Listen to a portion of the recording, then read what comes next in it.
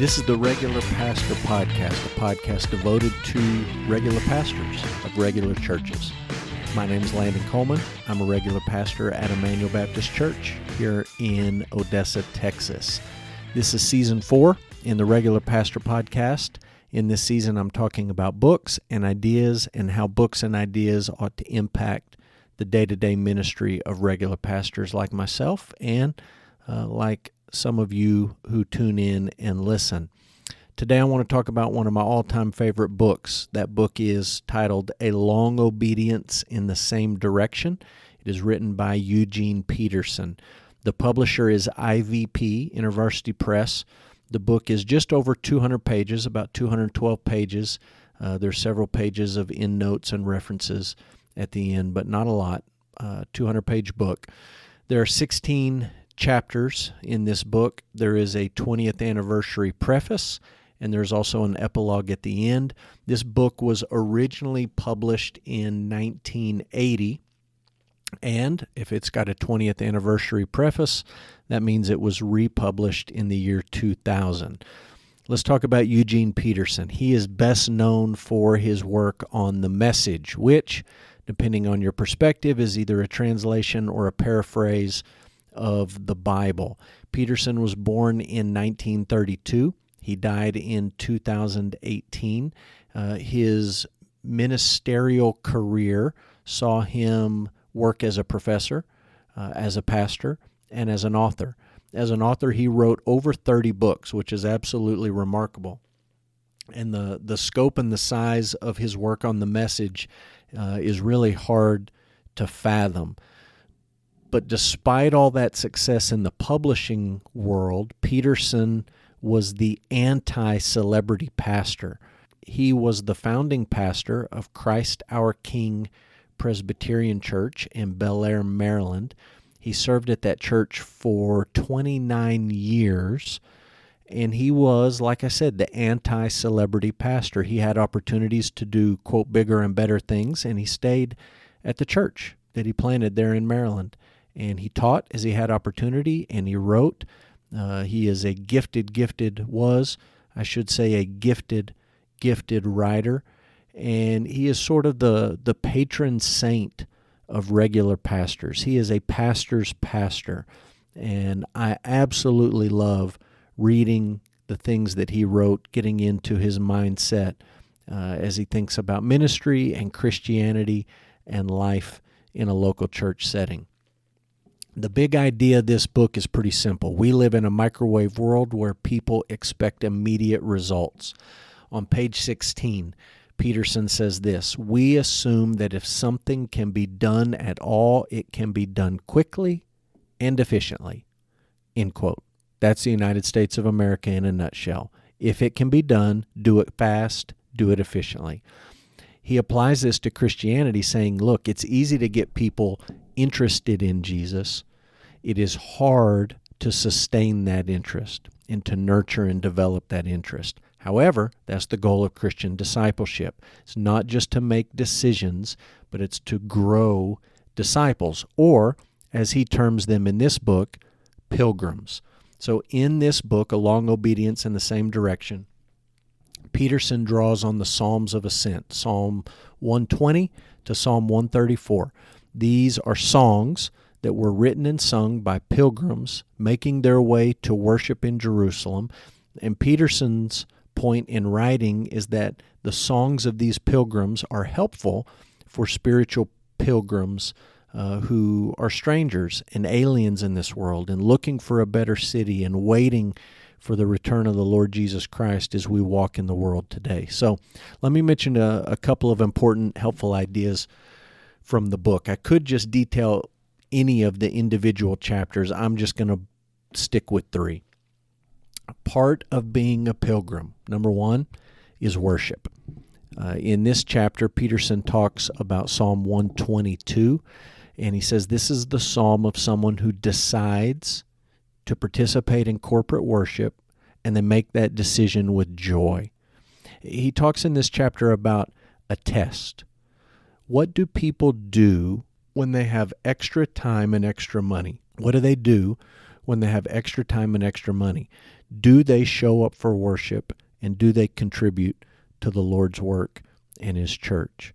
Worship is important when you're a pilgrim. It's important, number one, because it provides structure to life.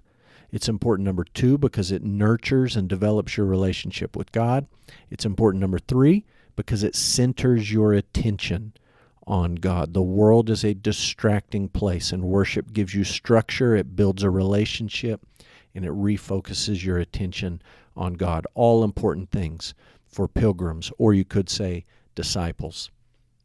Secondly, part of being a pilgrim is having joy. And Peterson knows that Americans are looking for joy in all the wrong places, you might say. We look for joy primarily in the entertainment industry, movies, concerts, TV shows, social media, all the rest. All of these things provide a measure of joy, but it's fleeting and it's temporary and it doesn't last. And in this chapter on joy, Peterson looks to Psalm 126, which calls us to a deeper and a more real experience of joy. Joy in the midst of pain, and joy in the midst of misfortune, and joy in the midst of loneliness. We need this kind of joy. And the massiveness of the entertainment industry is only evidence that we are joy-depleted people. So, part of being a pilgrim is worship. Part of being a pilgrim is joy. Number three, part of being a pilgrim is obedience. Obviously, we're going to talk about obedience. The book is titled A Long Obedience in the Same Direction. Peterson looks at Psalm 132, and he says that obedience does two things. Psalm 132 has two sections. Number one, obedience looks back to who God is and what He's done in our past. That's the first half of Psalm 132. Secondly, obedience looks forward in faith to what God will continue to do in our future, and that's the second half of Psalm 132. When it comes to favorite quotes in this book, I think there's a couple that are worth noting. The title of the book is actually a quote. It comes from an unlikely source in Friedrich Nietzsche. Nietzsche was the one who coined the term a long obedience in the same direction. And Nietzsche was talking about our ability as people who had dethroned God, had done away with God. He's talking about human ability to chart our own course and determine our own values. And he called people to set off in a long obedience in the same direction, whatever that direction was that you wanted to go. Peterson totally hijacked the phrase, which is a beautiful thing, and he's applied it to Christian discipleship and the life of being a pilgrim. And so I want to read a quote from page 16 early in the book. I read part of this earlier, and I just want to read the entire paragraph. It's a little bit longer than some of the quotes I read on this podcast, but this is what Peterson says on page 16, quote, "It is not difficult in such a world to get a person interested in the message of the gospel. It's terrifically difficult to sustain the interest. Millions of people in our culture make decisions for Christ, but there's a dreadful attrition rate. Many claim to have been born again, but the evidence for mature Christian discipleship is slim. In our kind of culture, anything, even good news about God, can be sold if it is packaged freshly, but when it loses its novelty, it goes on the garbage heap. There's a great market for religious experience in our world. There is little enthusiasm for the patient acquisition of virtue, little inclination to sign up for a long apprenticeship in what earlier generations of Christians called holiness." Ministry takeaway is obvious. When you commit your life to pastoral ministry, you're committing to a long obedience in the same direction. And the aim of your life and the aim of your ministry is that God's people would commit to a long obedience in the same direction. Not just a decision, not just a passing interest in Jesus or the things of God, but a commitment to be a disciple, a commitment to walk as a pilgrim in this world. Critique and criticism, the only thing I would mention is that in this book, Peterson is his imaginative, creative self. At times, I think he gets a bit unhinged from the realities of the text, but like all of his books, I come away thinking the overall message and the tone is absolutely amazing. So Goodreads gives this what I view as a low rating, 4.17. I gave it 5 stars. I think it's a great book. I love Eugene Peterson, and this is one of my favorite books that he's written. Who should read it? I really do think seminary students who are preparing for local church ministry ought to read this book. They are so impacted by popular celebrity pastor culture, by mega church dominance, that they need to be reminded what it is to follow Jesus and what it is to lead his people to follow Jesus, what it is to be a pilgrim.